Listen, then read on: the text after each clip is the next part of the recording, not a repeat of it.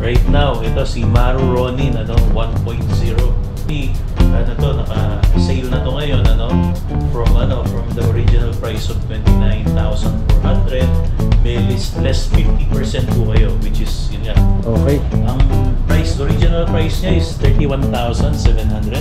Okay, 31,700, pero ngayon sir, less 50, 15,850 na lang siya. Ayan, yes. So yan na natin, Thanos. Yan. Ito, yung mga frame niya, more on the road bike frame, at saka nag-iisang mountain bike. Ngayon, ipakita ni sir sa atin yung project bike ng Dock Breaker. So, ECF ni Dock Breaker. Limited lang ito. Kaya mayroon siyang makikita natin yung series, for example, yung number. Sir, chop-chop yung tawag ba dito sir? Kamikaze? Yes, so ang chop-chop, yan, right now, ito, meron tayong e-bike, parang sabihin natin mukha siyang motor, kasi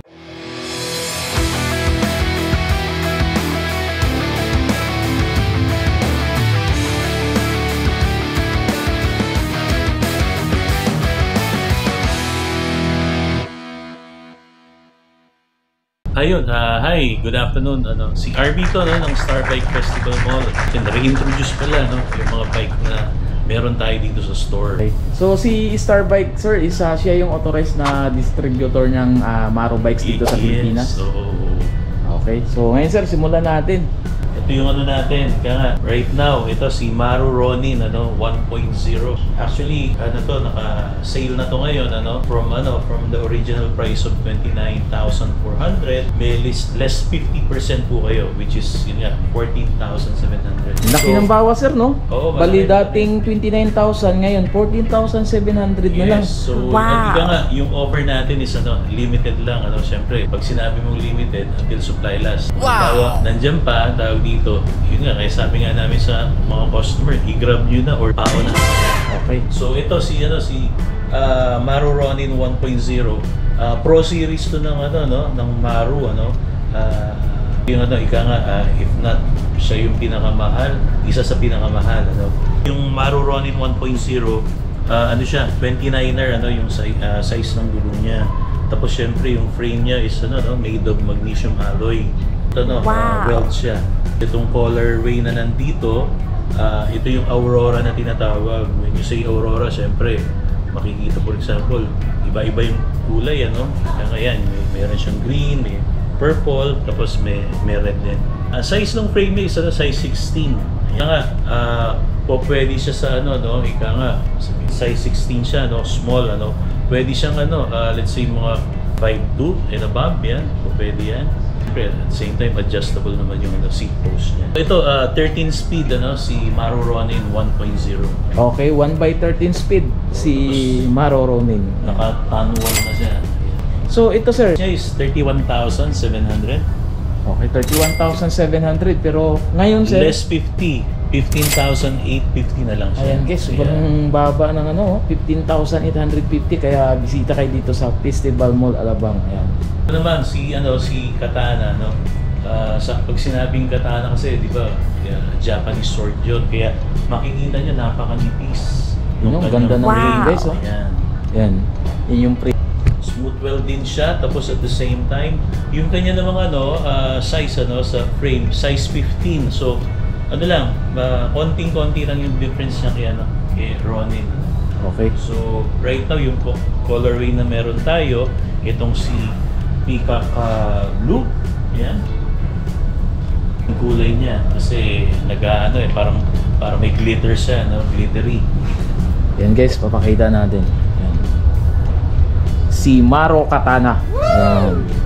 So, yung kanyang speed, ganun din, 13 speed din. 1/13 speed sir. Yes, so, Okay. so yan, Peacock Blue at saka itong si Pink, so both ways, pwedeng, kung halimbawa lalaki yung bibili, ayan, meron tayong Peacock Blue, pag babae naman, meron naman tayong kulay pink. Ayan. Okay. Yes, so si Maru Sora naman siya. Si Maru Sora. Ayan. So, si Maru Sora naman, hindi siya kasama, no, unfortunately, dun sa sale, ano. Ang sale lang kasi natin right now is mountain bike at saka si, road bike. So, Okay. si Maru Sora naman, ito, naka siya, tawag dito, folding ito, ah. So, size ng gulong, naka 1/9 siya, or 9 speed, ano. Yan. So, yung colorway na meron tayo, yellow, pero meron pang isang kulay yan, or dalawa. Pero right now, ito yung available natin, color yellow. Ayan. Okay din, may napansin ako dito sir. Ito sir, classic na to sir. Yes, ito yung classic. Si Maru Haru naman to, ang model name. Si Ayan. Maru Haro na folding bike. Yan.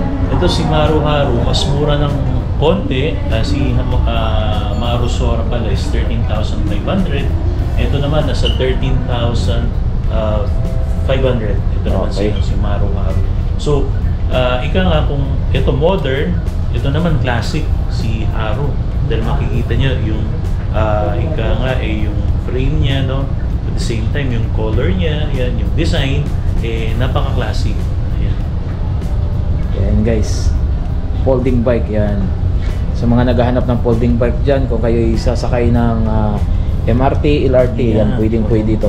Tutupiin lang naman to eh. Tupi-tupi lang. So ito naman, naka 1/7 or 7 speed naman siya. 1/7 speed naman yan sir. Oo. Okay. Din sir, ito sir, may napansin ako dito sir. So ito, nakikita ko yung mga frame ngayon. Available nyo dito ngayon sir is Titanos ba yan sir? At saka Sa baba, ito yung mga imported, mga carbon type. Ito. Itong natin, Titanos, yan. Ito, yung mga frame niya, more on the road bike frame at saka nag-iisang mountain bike na frame. Tapos, ang partner niya na tawag dito na rigid fork suspension, ito nasa taas. Yan naman.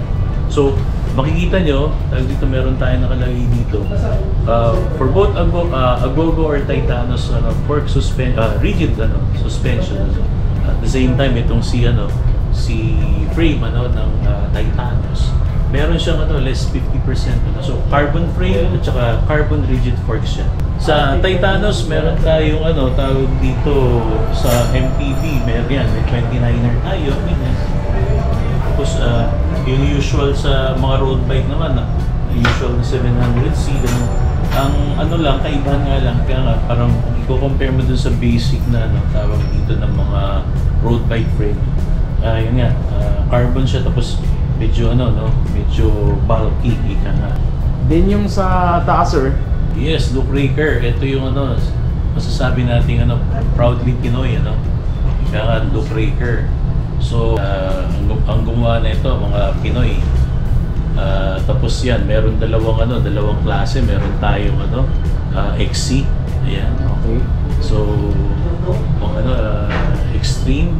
Itong mga tatlong kulay. Itong green, tapos white, at saka yung parang dark green na yan.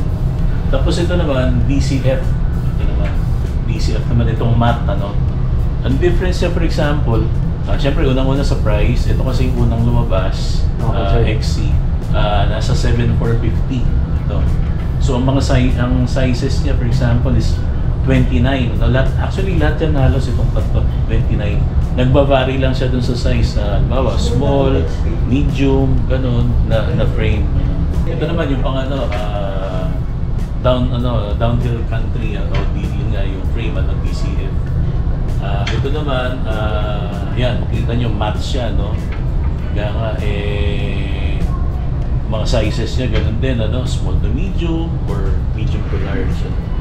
Ang kagandahan dito, yung kaya nga yung geometry ba tawag doon? Okay, tama sir. Tama, yung geometry niya, ika nga, talagang hindi mo akalain yung, na pwede pala yung, let's say, 5 feet, pwede, for 29er. So ayan guys, ngayon ipapakita ni Sir sa atin yung project bike ng Duke Raker.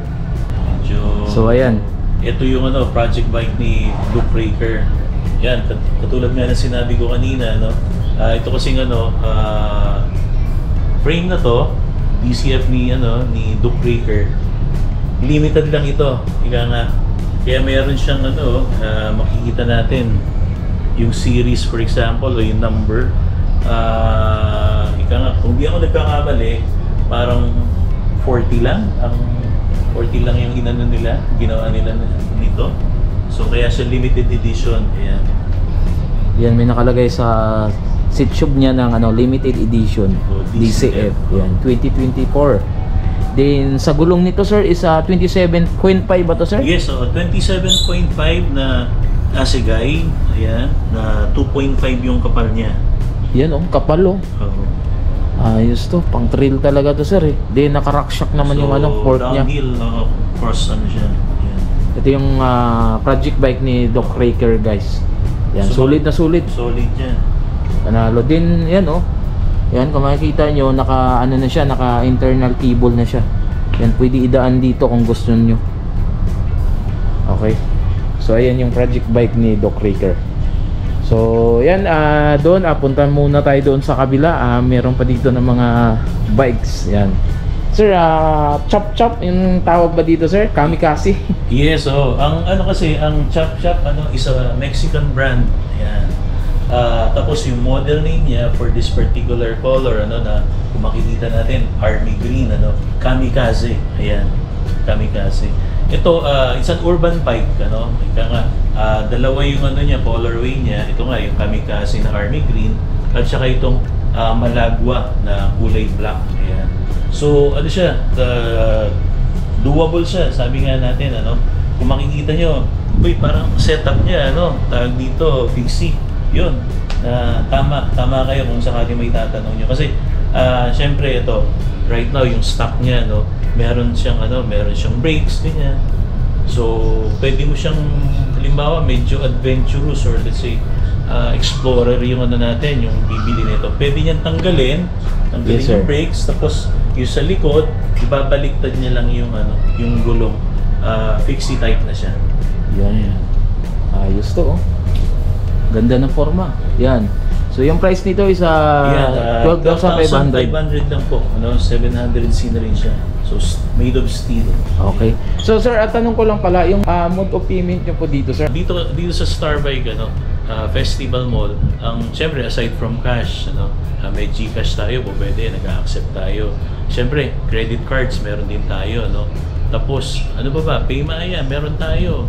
And even ano, home credit just in case, ano, kung halimbawa meron tayong applicant or for example may account sa home credit, pwede sila mag-avail, ano, basta for home credit naman halimbawa, basta above 10,000 yung ano, yung minimum na ano, worth ano nung bibili nilang item. Ayan guys, sa mga gusto ng installment dyan, kaya punta lang kayo dito sa Starbike Festival Mall, Alabang lang yan. So ayan. Then sir, available pa sa inyo dito si Maro, Si Hayabusa. Yan. At saka si Bushido. Ito both are no, road bikes. Ayan. So nabanggit ko nga kanina, no, ang ano natin naka-sale sa atin ngayon, aside from mountain bike na nandun sa unahan kanina, ito rin si Maro ng mga road bikes like Hayabusa at saka Bushido. So for example, itong si Bushido, ang SRP na ito is 17,250. So less 50% pa yan pag i-avail nyo through cash or credit card straight payment. Ito naman si Hayabusa, mas mura ng konti, 16,950 ang SRP, then less 50% pa po yan. Basta So, cash or credit card straight payment. Then meron pa dito sir na 29er na Sirdar ba to sir? Sirdar naman to, ano, ika nga parang Solid to guys oh. ito Panalo. Yan. Sabi nga pang malaki yan ng konti, ano, ang frame niya kasi size 18. Yung wheel size niya syempre 29er din, ano, 29er na guys, ayan. So, yan. 3x9 naman siya. Naka 3x9 Yeah. speed, okay? Then yung size pala dito sa kanyang frame is 18. 18 ang size. Okay, yan. Design Sirdar Innovation, yan yung nakalagay sa seat tube niya. Yeah. Ayos na rin to guys kasi naka-hydraulic na rin yan. Yan. Then ito naman sir, C26 electric bike, no? Yes, Yan. Himo, si Himo, ang maker niyan is Xiaomi. And sa mga hindi nakakaalam, so ang model niya is C26. Yan yung model niya, sir. So, ito yung ano, ika nga isa sa mga consignment namin, ano, si Himo, no, by Xiaomi. Ayan. Ito naman, ang size ng gulong niya is 26. Ayan, 26er siya. Ayan. Okay, yan. Si Himo, yan. So, yung ano naman nito, yung parang pinaka ano niya, parang feature niya, no? Yung speed niya, for example, ang pinaka-max niya, no, 25. Halimbawa, 25 yung hindi tayo nagpe-pedal assist. Pero pag nag-pedal assist tayo, tinulungan natin hanggang 30 kph kaya niya. Yan, 30 kph yung kaya niya, sir.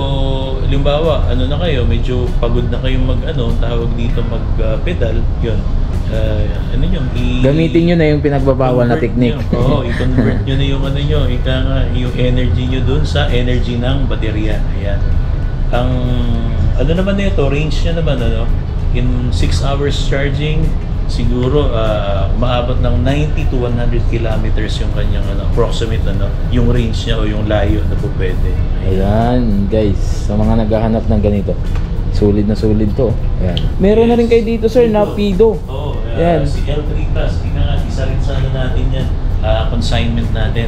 Kakapasok lang nila dito mga 1 week or 2 weeks ago, hindi ako nagkakamali. So ito naman, sa mga naghahanap naman ng portable na electric bike, ika nga, pag tiningnan mo parang ang liit, pero ano rin yan, ika nga, sabi nga nila, yung nakakapwing yung yung maliit or something, Ganda nito. Oh, so ito naman, makita dyan, folding siya na maliit, pero ang load capacity niya up to 100 kilograms naman. Ika nga, so pag sinabi mong 100 kilograms times 2.2 mo, more or less naglalaro sa 260 yung pounds yung kaya niya. Ayan. So yan, ito yung namin, pinakabago namin sa consignment namin si Fido L3 Plus. Ayan. So magkano ang price nito ngayon, sir? Ito si Fido nasa 47,000. Yan, 47,000. Yan yung niya, battery niya nasa likod, guys. Lithium na rin yung battery niya. Yan. Actually yan, si Himo at saka ito si Fido L3 Plus, mga lithium batteries na rin yan. Oh. Tapos na tayo dito sa mga bike. So sama na rin natin tong mga electric bike nila, sir. Ayan.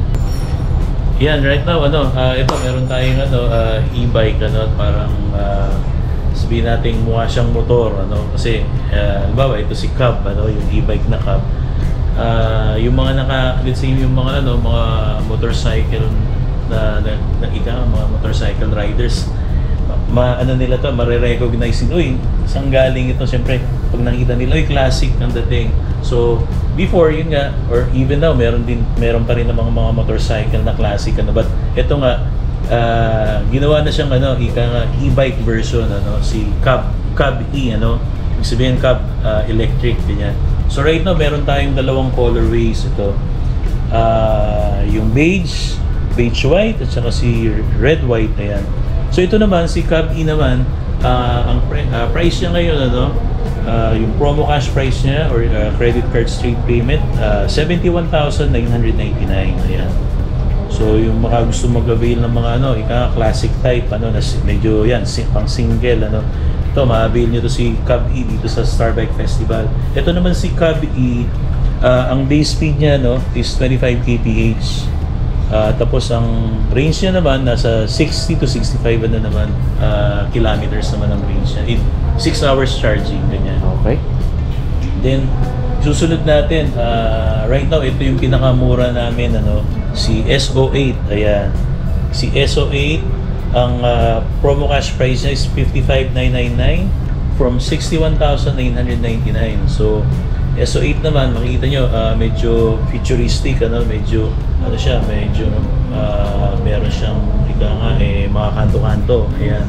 So right now meron tayong dalawang kulay, itong matte black at saka ito namang blue black combination. Ayan.